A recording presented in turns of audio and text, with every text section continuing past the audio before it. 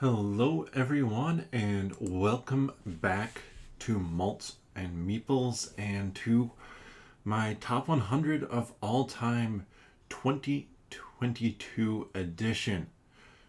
So, last week kicked it off, started with 100 through 91. This week, 90 through. Just realized might not be on the right image to start, so if that's the case, expect it to change really fast. But 90 through 81.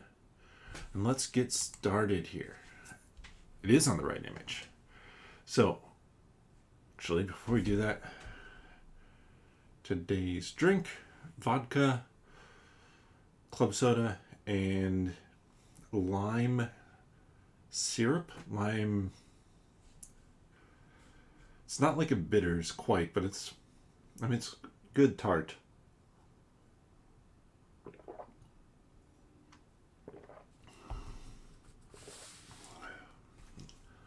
Like the syrup gives it just enough sweet. So let's start here with number 90. And number 90 is going to be the Crew Mission Deep Sea. I enjoy quite a number of trick-taking games, and the Crew is going to give me a cooperative trick-taking game option where you're playing through different missions. Now, there's two different versions of the Crew. There's the Crew Quest for Planet 9 and the Crew Mission Deep Sea. I picked Mission Deep Sea because in the Quest for Planet 9, you have your set of challenges that you do, all 50 of them, I believe. And any point in time you play challenge one is going to be the same. Whereas with the Crew Mission Deep Sea, you have a deck of cards you're using.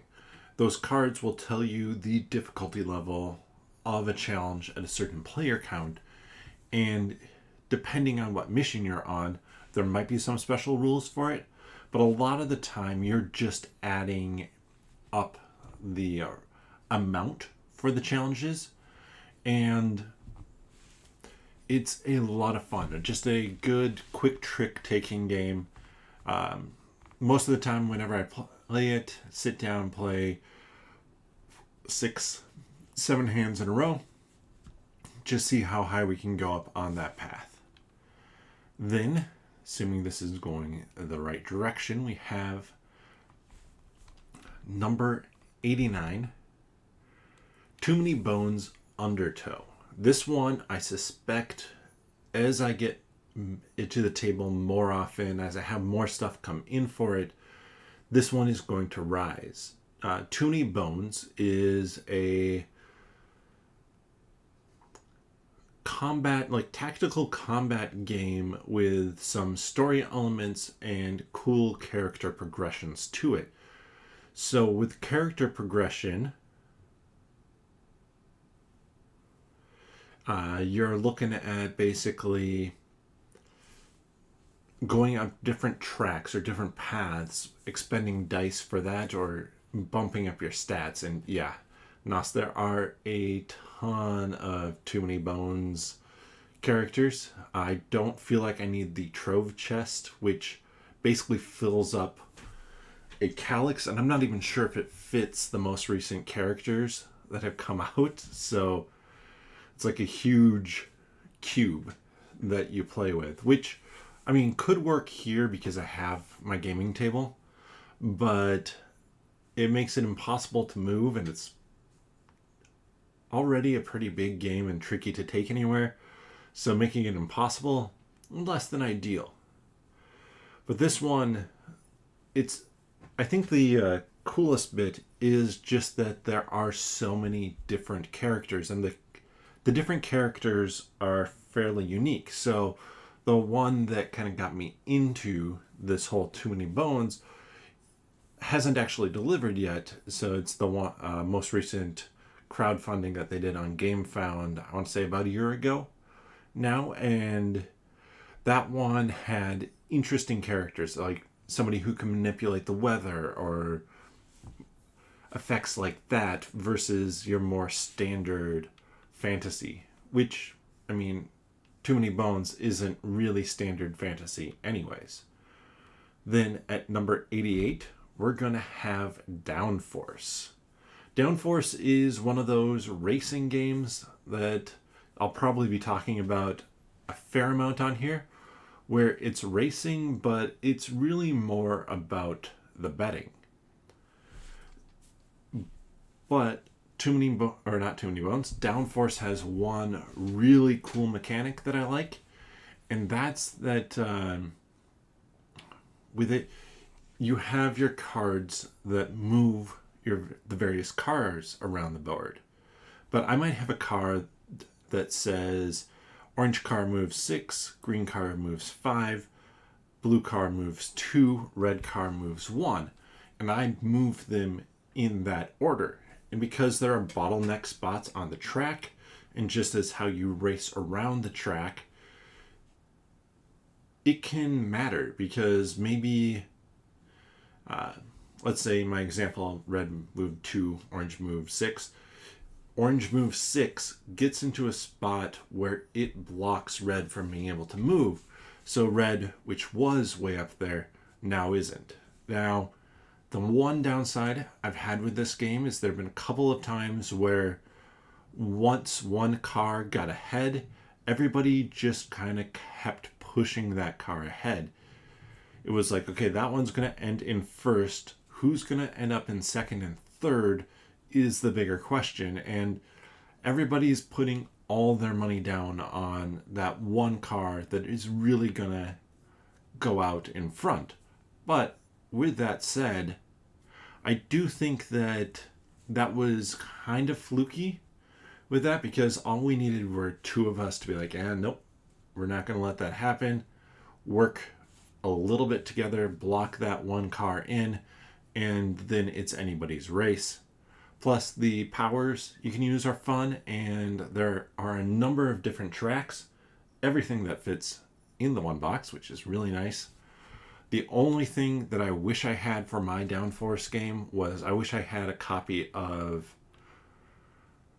Mario Kart Monopoly. Oddly enough, that's the only way I would want to buy Monopoly.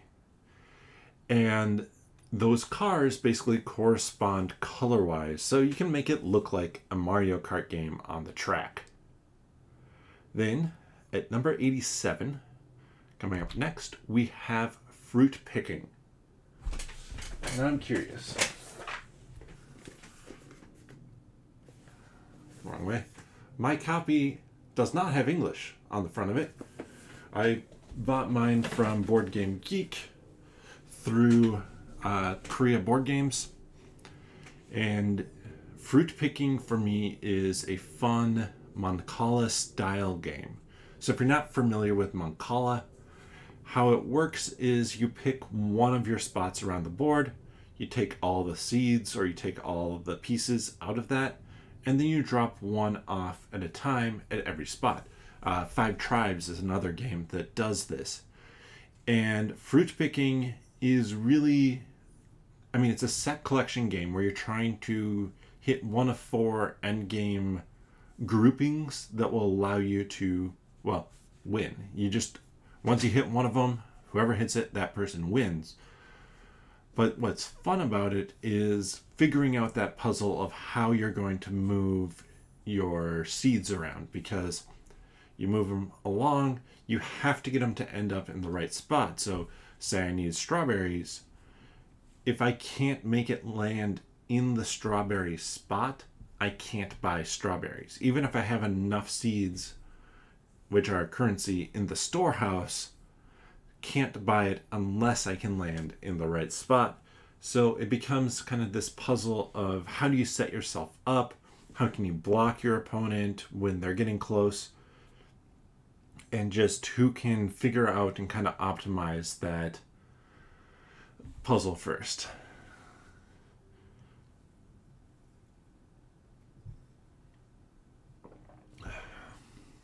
I see the joke. I appreciate the joke. I drink to the joke.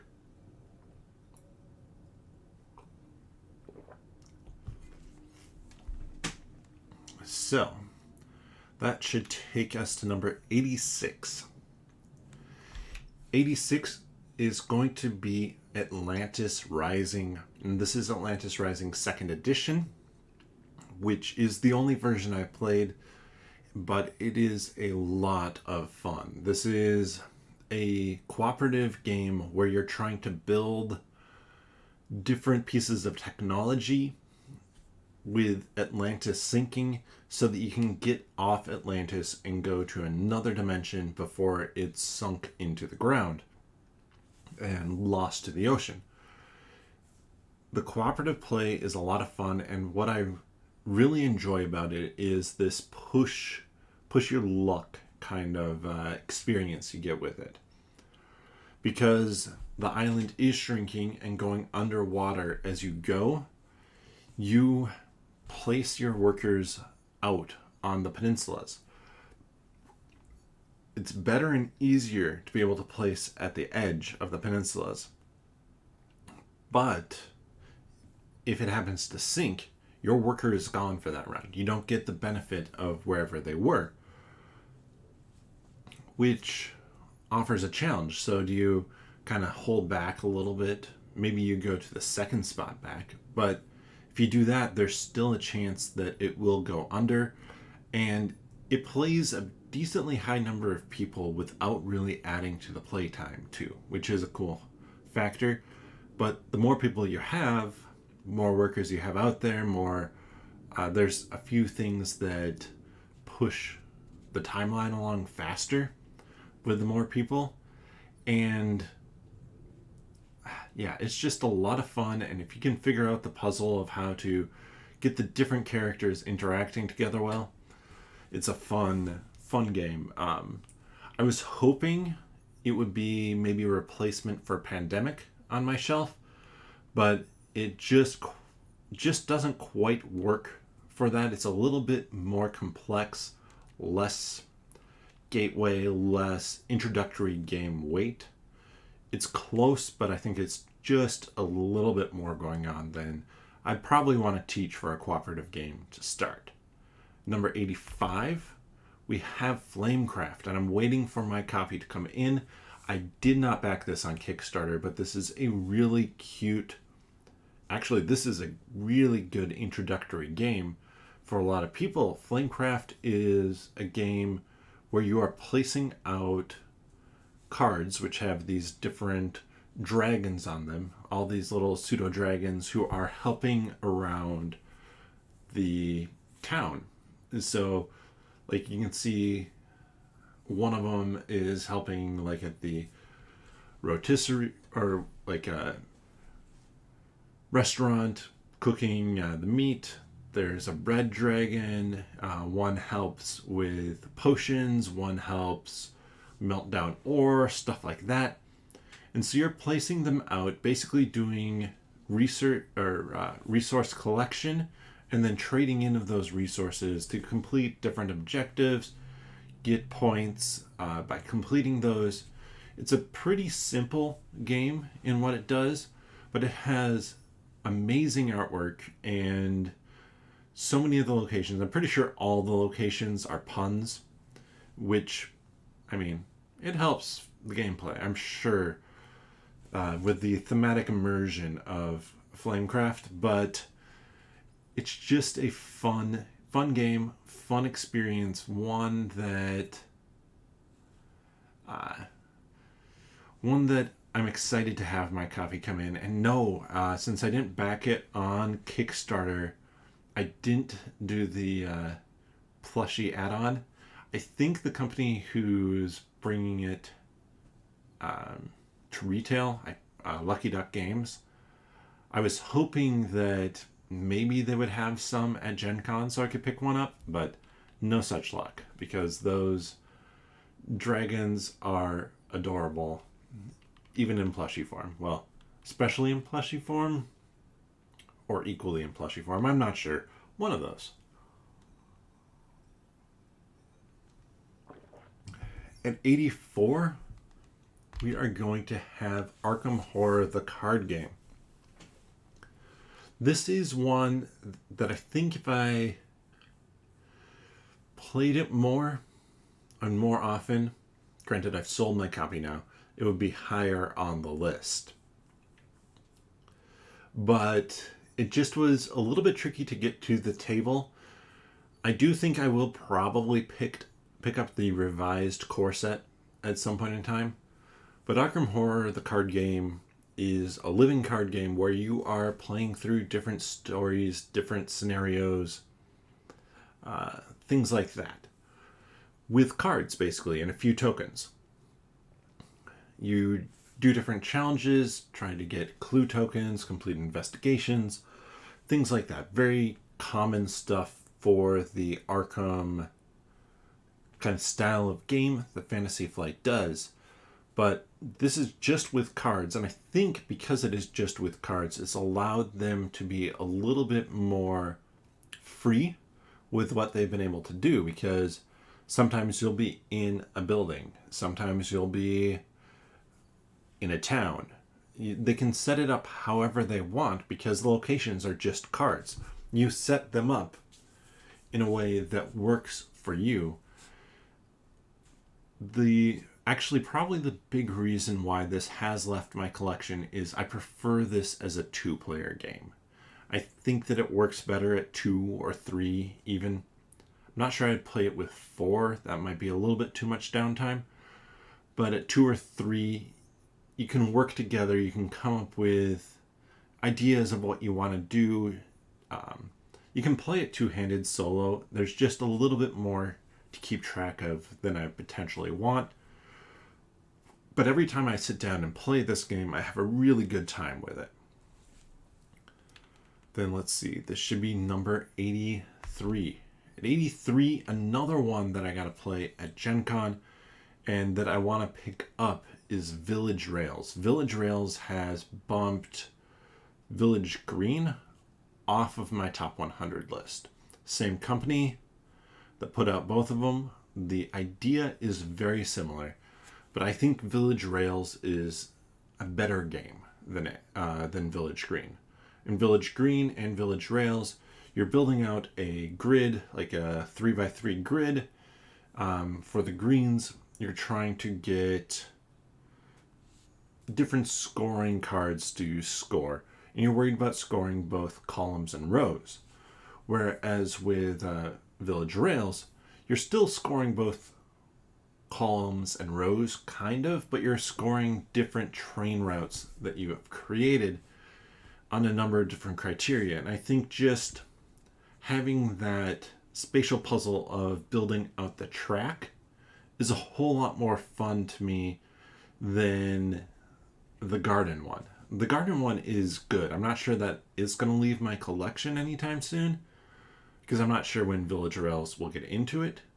But they do a similar thing. Village Rails is just a little bit easier to get to the table, in my opinion. And I think a little bit easier to play with other people as well, because everybody can pretty quickly get the idea of, okay, I'm building out a rail path and I want to get as many of these different scoring things in there. But it's like a Ticket to Ride or something like that. Everybody's familiar with the concept of, okay, I put this down, I'm now connecting these pieces of the route. Then, let's see, is this 82? This is 82, yes. The Isle of Cats. And since I hadn't rated at the point in time I did my top 100, the Isle of Cats Explore and Draw, I'm going to put that and kind of lump that in here as well. I like both of these games a lot. They are polyomino games where you are rescuing cats from an island and trying to fill up your boat as efficiently as possible, getting light-colored cats next to each other. In the Explore and Draw, you are activating various rows, and those fill in based off of the cards in there. It might be cat cards that you're putting in there, it might be treasure that you're putting in your boat, or it could be end of game scoring bonus objectives that you're trying to do. And that's a simplified version of the main game, but a ton of fun. And then the main game has you doing basically the same thing. You're putting cats in, but you're using drafting as one of your main mechanics.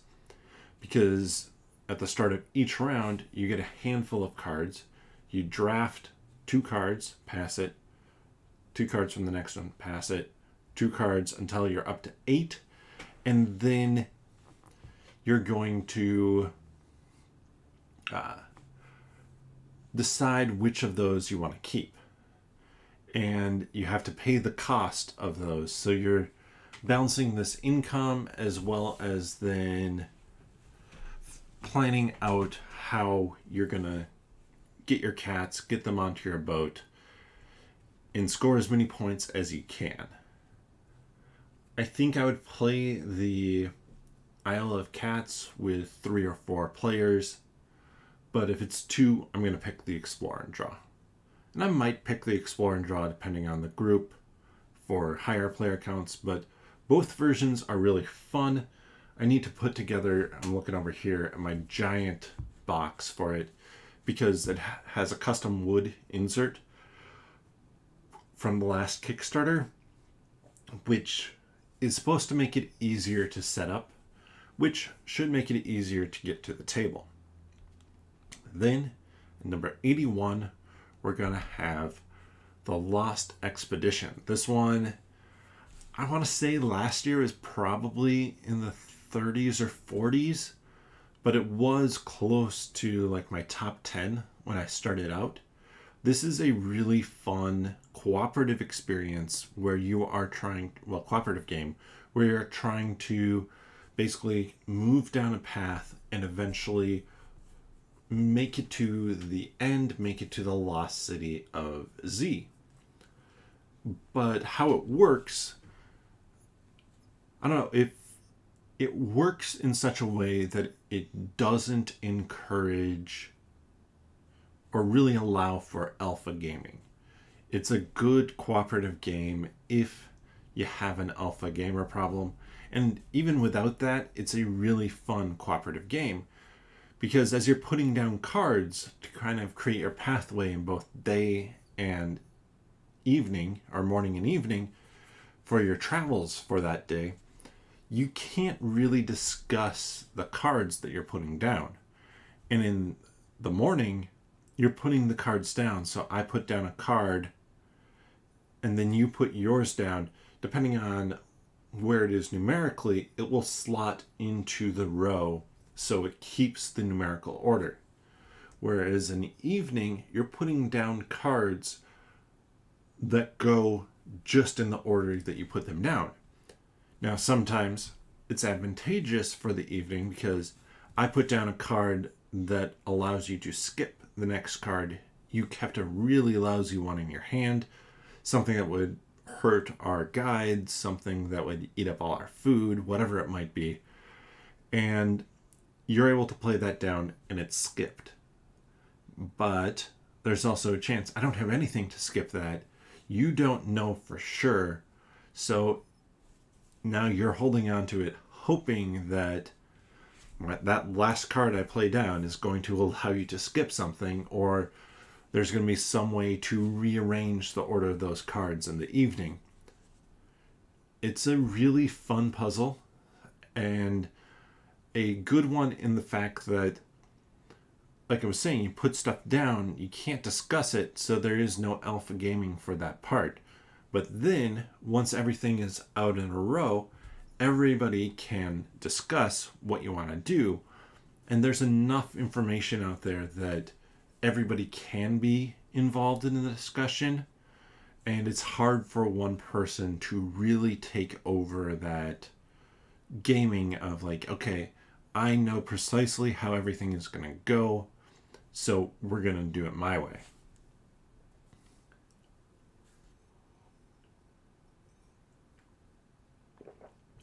And there we have it. And just get back to your comment, Nos, about wanting the Bread Dragon plushie or the different plushies from Flamecraft. I'm with you. would have been fun to get those plushies. Also, when I was at Gen Con for my kid, I picked up the Marquis de Cat Root faction plushie for him. Like, the Root plushies are really adorable as well. But let's go over them again quickly here. My 90 through 81. At 90, we have the Crew cooperative trick taking that gives you missions that you're going to go on. And with Mission Deep Sea, those missions can change every time. Then we have Too Many Bones Undertow, a big kind of dice rolling tactical combat game. At 88, we have Downforce, racing and betting, where you can end up working against a car that you own or working to help somebody else win the race just because it's going to help your bets. 87, we're going to have Fruit Picking, a Mancala style game where you're just doing set collection, but you're doing that by moving seeds around a board and basically setting it up so that you can buy the fruit that you need. At 86, we have Atlantis Rising. This is a cooperative game where you're trying to create a portal to get off of Atlantis before, well, it sinks. And then at 85, we have Flamecraft. This is going to be a really welcoming game with some set collection, trading in resources to get victory points, things like that. Arkham Horror, the card game, is a big kind of Arkham style adventure mystery sort of game. 83, we have Village Rails. This is a pretty simple, not necessarily simple, but straightforward grid building game with cards, that grid and route building game with cards that's a lot of fun. Good depth to scoring, but not too complex. At 82, we have the Isle of Cats. And this is going to be a polyomino laying game where you are trying to fill up your boat with cats. Also, the Isle of Cats Explore and Draw. And finally, The Lost Expedition, a cooperative game. We are looking for the Lost Island, or the Lost City of Z. Pretty light, fast game, but some interesting decisions. And yeah, so Nas, with this section, I'm actually going to pull the images back up here again, because you were saying the crew is surprising. So the Lost Expedition was on the list before. Isle of Cats was on the list before. Village Rails was new this year. Arkham Horror on the list before. Flamecraft new this year. Atlantis Rising new this year. Fruit Picking on the list before. Downforce on the list before. Undertow on the list before. The Crew new. So 4 new games out of this section. And I feel like this is a spot where some of those new games could go even higher. I think as I play Flamecraft or Village Rails even more, I could easily see both of them moving up. And I think Arkham Horror could move up as well. I really enjoy Arkham Horror, the card game, but it's low simply because I wasn't getting it played. I ended up selling my copy, and it's a campaign game. It is a campaign game that I would like to play not solo, which makes it a little bit harder to get played. So that's probably the big reason why that one has dropped so much. And I think last year it was in the 50s, but previous to that it's always been around the 20s, just because I was playing it a little bit more, and I always felt like, okay, this is going to be the year that I'm going to play it. And then this year I decided, You know what? This isn't going to be the year that I play it. If I want to play it, I can get it back again, but I'm more excited to have the money to buy the gaming table. So I sold it to help get a gaming table, which I do not regret that decision at all. But with that, thank you everybody so much for watching. I am a little surprised these videos are only taking about half an hour, but hopefully they're still fun to check out. Hopefully you're finding some new games that seem like they're worthwhile to check out. If you are, let me know which ones are your favorites or which one you want to try down in the comment section below. And if you enjoy this content, give the video a thumbs up. That helps more people find it. As well as you want to know when I go live for the next of these videos, click that subscribe button and click that notification bell. That will help you to know when I go live. And thank you so much, everybody, for watching. I really do appreciate it. But if you want to check out other stuff that I do, since I almost always forget this part, you can check out over on nerdologists.com. I put out articles there daily, as well as I have a podcast, 10-Minute Marvel, where I'm talking about everything Marvel. But with that, let's see. Okay, remember the last thing? I generally forget. Upcoming streams. So Wednesday, I'm going to be doing more Stars of Karios. Then then a week from today, I will be back with 80 through 71, but no stream the following Wednesday as I have family in town for a vacation. But with that, bottoms up.